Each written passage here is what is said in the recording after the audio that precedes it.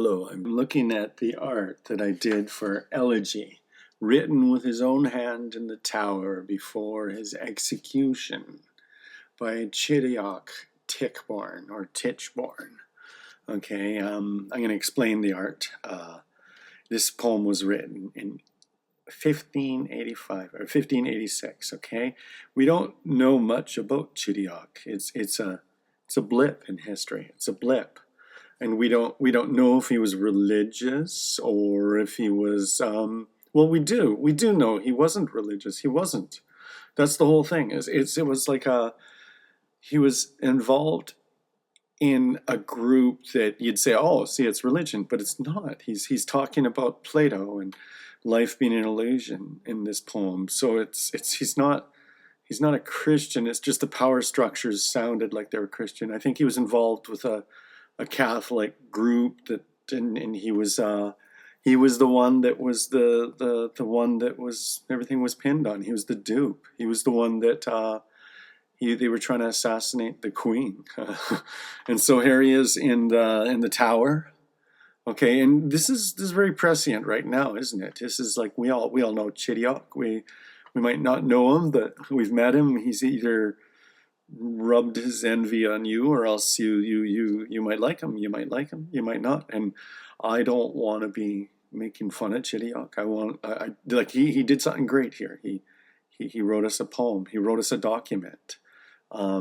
People that are doing terrible things right now for their political faith. It's like make something. I don't know. When you're in your jail cell, make something, write something, do something. I don't know. Everything is like a manifesto, and forget the manifesto, because this Chiriac was a bigger man than that. He's 18 years old, but he realizes that it was all for naught. He's here, and he realizes it's all for naught. And how often does that happen? And so you gotta wonder, what are you going to town for? What are you climbing the mountain for? Is it worthy goal? Is it a worthy goal? And sometimes it takes a lot for a person to say, why, that goal wasn't worthy. And Chiriac is kind of indirectly saying this, because it's my prime of youth is but a frost of cares. He doesn't care about anything else, because it's taken away from him, but he gave it away. It was him. And look at his position he's in. It's like he's reverting to the womb. He's the fetal position is taking him over. He's not so much cold, it's a comfort thing here. And he's in this dark cell, and we're separated by him even too. I'm showing you, we have the bars in front of us, and he's never to be with another soul. This is it. He's in the tower. He's in the tower, and this is. I'm showing you the Last Supper.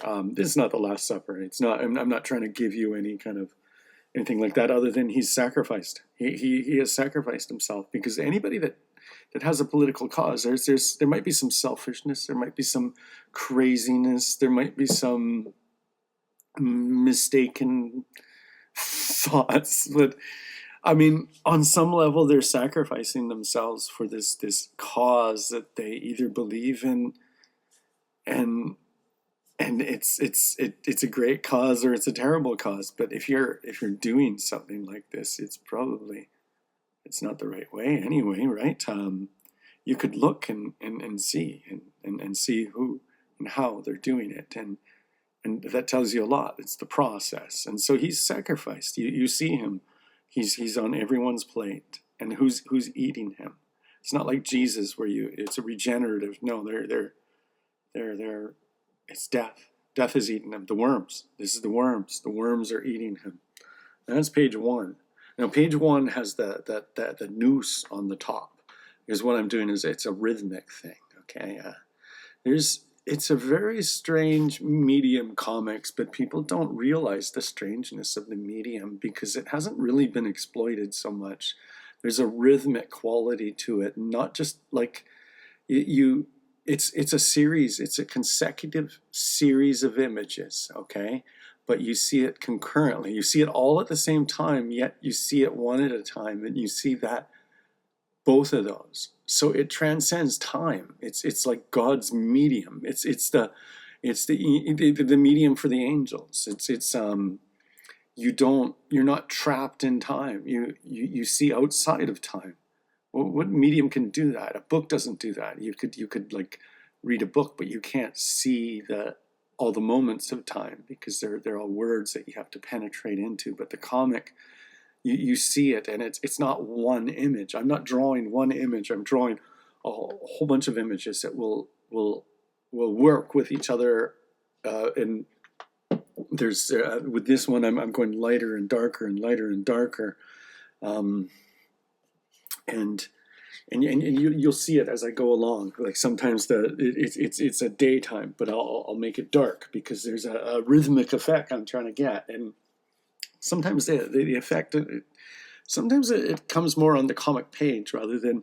But with the musical comic, it's still there, and it can be even more, because a person has to know when they're reading it. They have to know it's there, and that's with the poetry medium.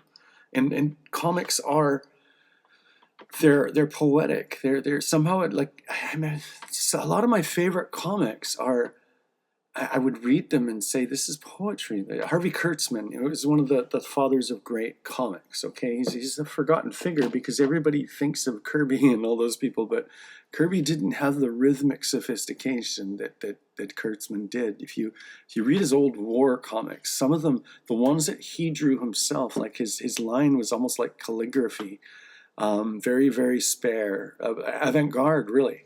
And it was kind of amazing that he was able to do it.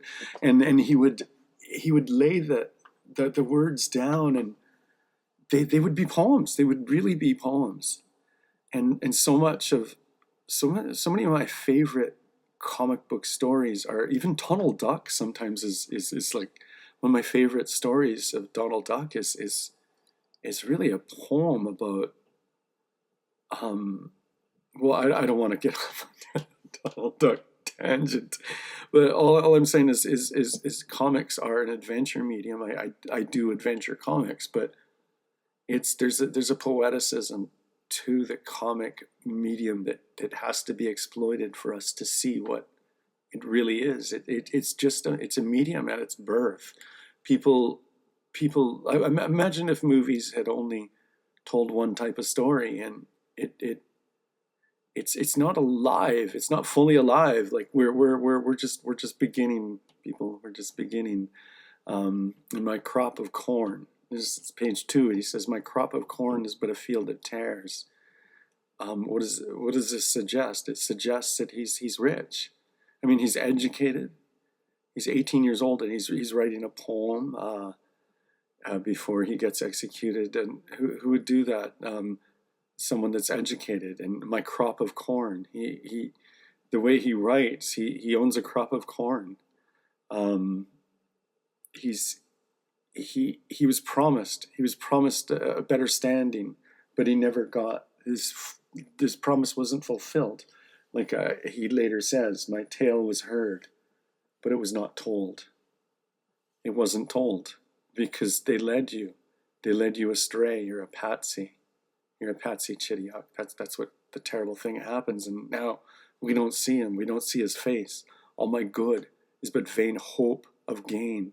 See, he hoped to gain something, and he felt good doing it. He felt it was a good cause, but now he knows it was just his vanity. It was vanity, and now you can't even see his face.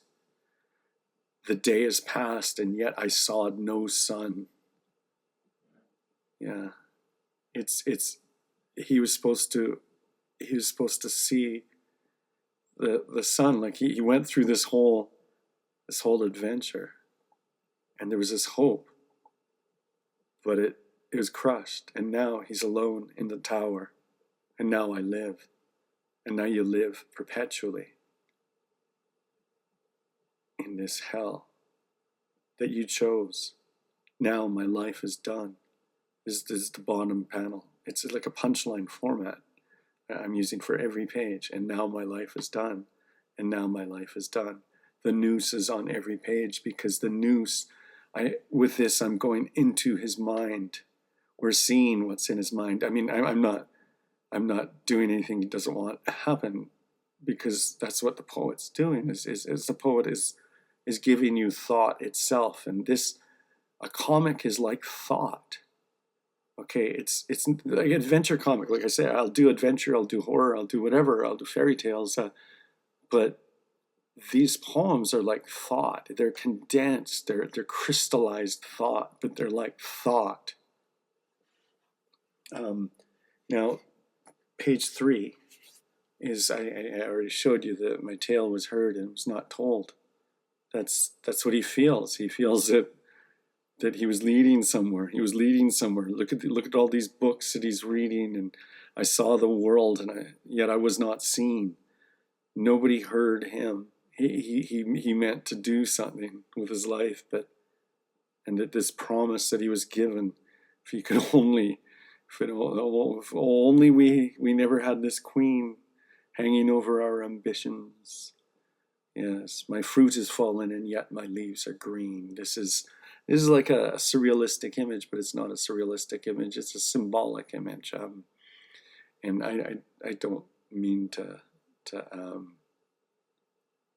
blow my horn here. I'm not. I'm saying it's not surrealistic. A lot of people call everything surrealism nowadays. Like for instance, David Lynch, his movies were called surreal, and I don't think so. I actually, like, if you watch his movies, he's a symbolist. If you watch it, everything actually means something. Sometimes you could say, oh, that's kind of weird, like when the evil Cooper's evil soul was being harvested by these evil demonic beings. You see it. It's exactly like, as I'm like, what is so surreal?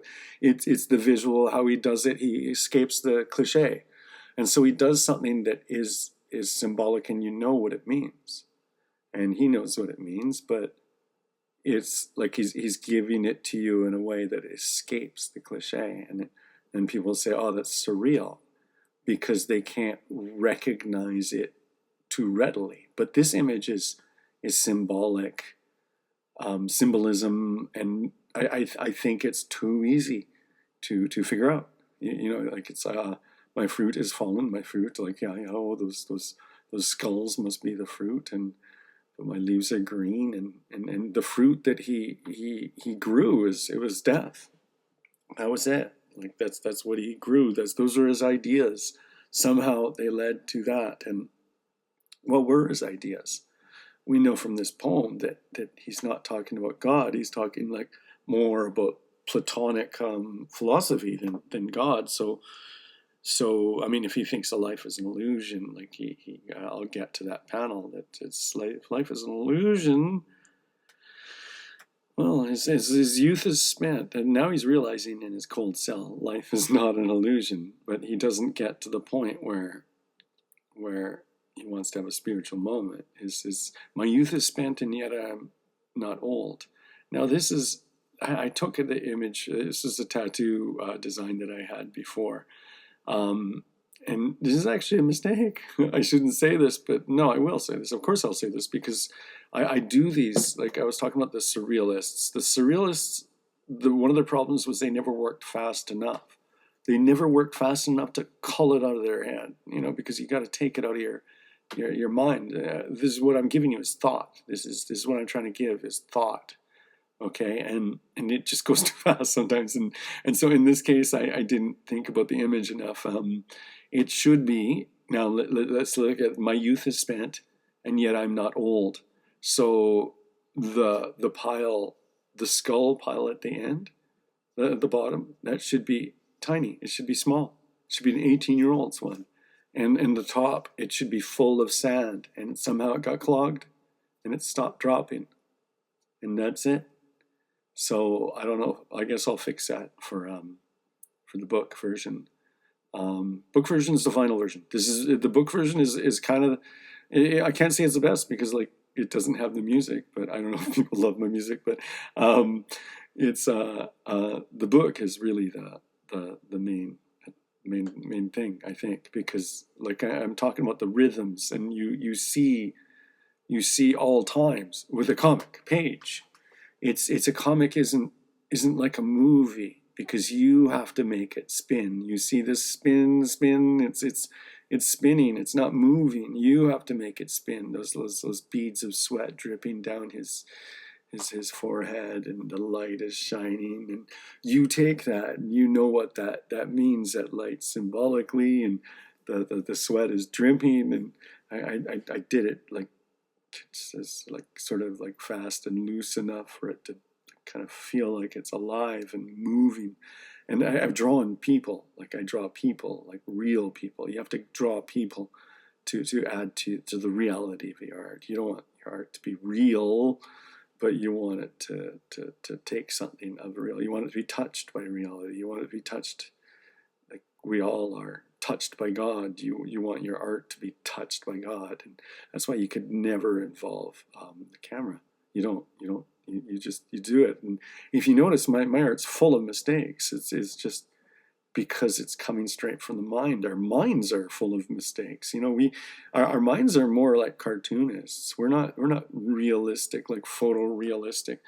We're more like cartoonists in our minds. Okay, if you take out what's in our mind, it depends on whose mind it is. Of course, I'm sort of interested in the right brain, left brain dichotomy. Or if you don't want to do that, let's say Apollonian and Dionysian. That's the Nietzschean one. The Nietzsche, he kind of prefigured the right and the left brain dichotomy already. So even if you somehow find out, oh, the science is all wrong, the psychology behind it isn't. So it seems to all fit together, and we're a very left brain button down society that's kind of losing the spiritual because it's losing the imagination. We're losing the enchantment because the imagination is the holder of the enchantment. Now this boy's thread is cut, 18 years old, and his youth is spent. He's not old, his thread is cut. These are all those ones that are cut, and the only one that's holding on is just this one thread, and soon it's going to be gone too. And he's in the wastebasket of history. Nobody really cares. They could have if his plot went through. And what would history look like? Would it look the same? I don't know. But now he lives. Now I live. And with a poem or with art, you live kind of forever. Even if nobody looks at my art today, they'll look at it sometime in the distant future. That's the weird promise of an art. It's like you're doing something sort of strangely mystical and spiritual. Sometimes I say I'm not even drawing for people. Like I asked God, why did you do this? Why do I have to keep doing this? And why don't I just do Rocket Rabbit and just like try to just like get a nice house with it or something. But no, it's like it might turn out that I wasn't even doing my work for people. Maybe I'm doing it for the angels. That's a thought I got from William Blake, actually. I relate to that. I relate to it because that's what it is to not sell out. I think it's if you do it for the angels, you won't sell out because it becomes bigger, and you become kind of chained to it. You become like a prisoner of your own hope. And now his life is done. And at the end of the page, the bottom of the page, like a punchline, every time the punchline hits, his life is done. It's always, because the punchline is the destination. Punchline is the destination. The telos, the end of the thought, the goal. It's where you always meant to be. And this is what he's saying, is that he always meant to be here. I sought my death and found it in my womb. So he always sought his death because he's depressed. He's depressed. And a depressed person thinks they've always been depressed. They can't remember their happiness. Because if they could remember their happiness, or they can't remember God, they can't remember There's so much to remember, but they can't remember it. They're trapped. They're trapped in this perpetual noose of a womb. Go to your womb.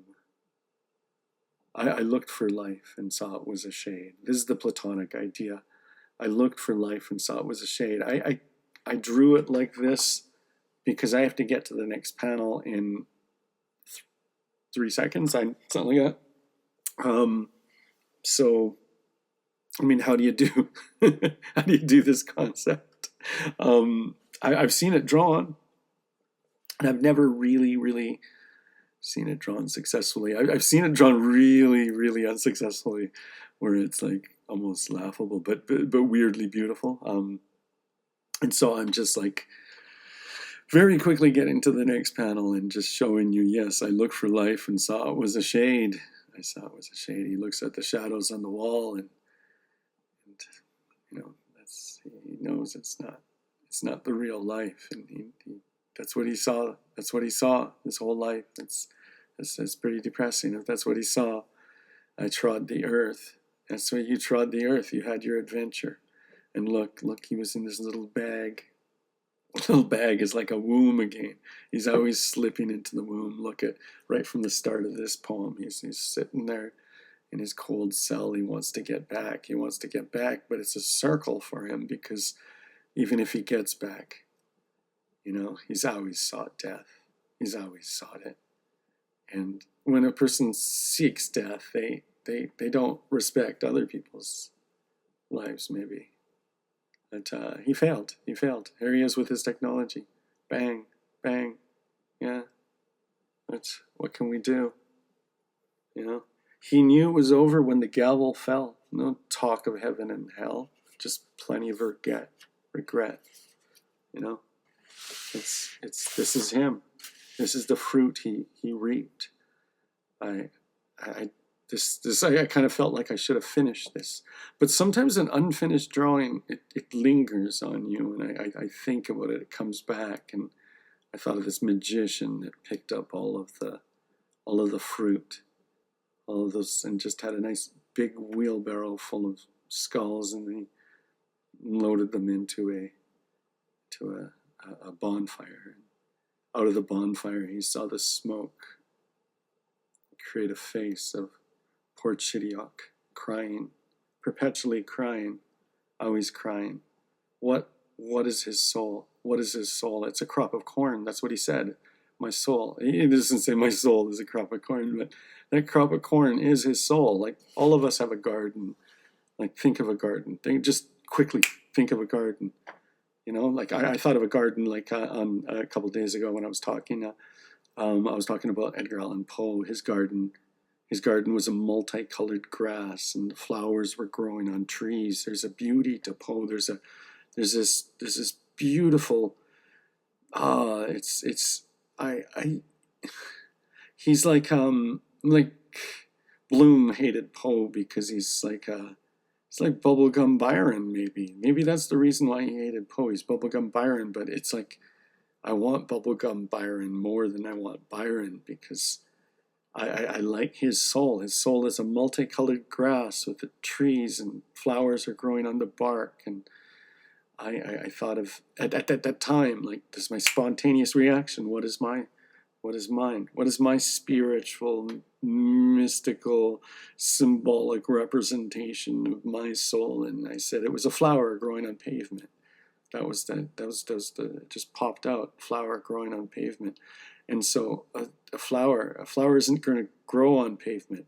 And that's what everybody tells me. This channel isn't going to grow. No, it's art. People don't go to YouTube for art. People don't go anywhere for art. People don't go poetry. What do you have to do? Like, you'd probably have to abduct someone and tie them up and read them poems. Here, this poem that Chidiock Tichborne wrote in 1586. Would you like to hear it? I turned it into a song, and I did pictures, and like, it's a lot of sacrifice here to get someone to read again. And it's can I do it? Because this the sidewalk, it symbolizes modernity. It symbolizes the straight, the boring, the bland, the hell that people are trying to make on Earth. Um, it's a hopeful feeling that's almost mad. It's to be a prisoner of this feeling is to hope for something that is so mad as a flower growing on a rock. You know, that's I'm hoping for the impossible. I'm hoping for a miracle. If people start reading, if people start I don't know, it's the imagination is the land of enchantment. You know, and I'm trying to sell waking dreams. I'm not just trying to sell waking dreams. I'm giving them here. I'm not saying like people, and I'm saying wake up and dream. Pre-Raphaelites would say dream with your eyes open. It's a strange thing that's happening to people, that they're not dreaming with their eyes open, because there's so much information being fed to us at all moments. Anyway, that's another thing to talk about, and I'm trying to not just sell dreams and visions, but give them and incept them, and well, anyway, I'll talk about the art. There's a rhythm to the noose image that's more effective on the comic page. It's in the song version, in the musical comic version, it comes back and there's a rhythm to it. So, but it's on the comic page. You can see all the images at once, and that's the thing, is to hold every image in your mind, and it does something. And that's a thing that I'm trying to do with comics. That is maybe it's not really new. Comics, they were in the 90s. There was this you would see these articles. Comics aren't just for kids anymore, and there was Art Spiegelman's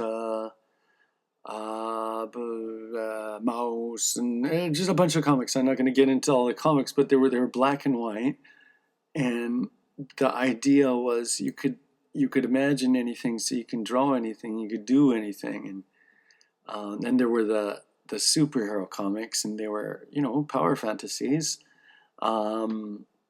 It's a different thing, right? Like you sometimes, like, there's a story. Okay, this is functioning as a story for a power fantasy, and let's talk about honor and justice and stuff like that. But the comic is a bigger thing. It's like the comic I'm trying to do is poetry, which is it's a weird thing to do. It's and so there's a different focus that you have to sensitize yourself to, like the inside, the outside, the black and the white, like you see over here, inside, and now he's outside, now he's inside, now he's outside, he's far away is the big shot, then bang, here we have the noose. You get it? So it's like there's this weird rhythm that if you're a sensitive reader, you'll see that you don't really see this in any other medium, and it hasn't really been exploited. But like I say, for a little while there were these, like there's a comic called Raw, and I don't know, they were sort of exploring it, but they never really. It just kind of, the movement turned into coffee table books, because I think politics made it so sensitivity readers, its comics are the hardest medium to kind of, if someone's going to be offended, they're going to be offended at art because you see it, but words are just words, a picture is like a really strong word, yeah, so inside, outside, you see? It's inside, outside, far away, big shot, bang. He's thinking.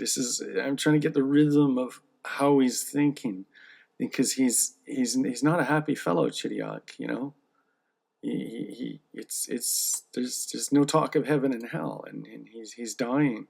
This just before his execution, and he's talking about Plato and how life is an illusion. There's plenty of regret. So anyway, I'm casting shade on him, like, being around the world, because I kind of cast shade on anybody that's I guess, a political radical, that they think they saw, like, at his last day, he's still like, I trod the earth. I knew it was my tomb. Did you know it was your tomb? You didn't. You didn't, because you said it was. It was like on page 2. All my good is but vain hope of gain. So no, you thought you were gonna get. You thought you were gonna get a big prize, and here he walks straight from his plot all the way to the stairway up, and it's like a solar eclipse. It's just dark. It's dark. It's dark. He's focused. That's what I'm trying to reveal. You're in his mind. You're empathizing with Chidiok. Okay, you're full empathy with him, and it's dark. It's dark. It's so dark. It's so dark that when he looks up, he sees the sun is shining in the dark, dark sky. My glass is full, and now my glass is run. The glass is the hourglass, right? My glass is full, and now my glass is run. It's over. It's over. You see the angry crowd? Crowd is angry, but look how fast they lose their anger, because you're just part of a little story, Chidiok. That's it. You sacrificed yourself for a cause, or was it like an ambition? We don't know. We don't know now. And now you can't see us. You see nothing. Now I live. Yes. Last seconds. And now my life is done. And look down. And everybody's enjoying themselves. And that's the way it always is. You think you have something really, really, was it worth it? I don't think it was worth it. Like so many people, they're just getting carried away. But what matters is you have your life, you have your friends, you have your family, you have, live your life, Chidiok. You could have had kids and a wife and did something, didn't have to do anything great, but he wanted to do something great. And that's not great. It's not great. This tower, this place of existential dread, every page between his thought until the last page where he's hanged. The second and fourth pages, they all end with a panel, like the punchline thing I'm telling you. So each one, and then it's echoing his thought that when he was in the womb, it was still the same pattern. It's always the same pattern. And when you look at his whole life, it's always the same pattern. So there's 3 pages and the noose. The last page is all the noose. His mind is tortured by the inevitability, the fatalism from his nihilism that he doesn't get it from Plato. What is he doing? He's just throwing that. I read Plato. Maybe that's it. He can't find authentic reality. I trod the earth. I saw the world, but he only saw illusion. He only saw the shade. Yeah. He's a type, but he's a type, and this is. I find it kind of strange. Not really, but that the news and everything is reflecting like a type that we're seeing everywhere. The violent radical that wants to end it all for the crowd, the fickle crowd that you think is on your side sometimes. You think some of them are on your side, but the ones on your side are just crazy. Yeah. And he goes to the memory. He keeps on going back to his memory, and in his memory, he can't even remember it correctly because it always goes back to the noose. And all light is off. All light is off once they put that hood on him. Like an eclipse. The sun is still shining, even though it's dark.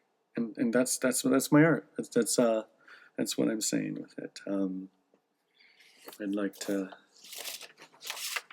to tell you that I have links below for my books, and my books down below are adventures and stuff. I do everything. I do all of the things that a comic can do, I think. But the one thing you get from me is it's all me. If it's not me, it's like Chidiok or people like that. And I'm trying to push their vision. I'm really trying to push Chidiok's vision. I'm not. I might sound like I don't like Chidiok, but I'm just kind of dismayed at the events I see everywhere, and I just hope people like Chidiok just think about what's really important in life, and what is important is art. I think we need more art. We need more imagination. Everybody says yeah to that. Everybody says yeah to that. But you have to look at a still picture. You can't look at moving pictures. That's not imagination. It doesn't ask anything from you. Do you get it? That's the thing. And just what a sneaky way for me to say, hey, people, look at my art. My art's going to save mankind. But that's the weird kind of mind trip that you get as an artist. Like I do feel that I'm trying to save mankind. If you could only like slow down enough to read a poem. Does a poem save mankind? Does art save? Does painting save mankind? Does a picture save mankind? I think that we're being pushed to the left side of the brain, the managerial system. This kind of cold reality. People don't even care if they see each other's faces. We got to push against that, and we got to see each other's faces. We got to see the reality. The reality is partly in our imaginations.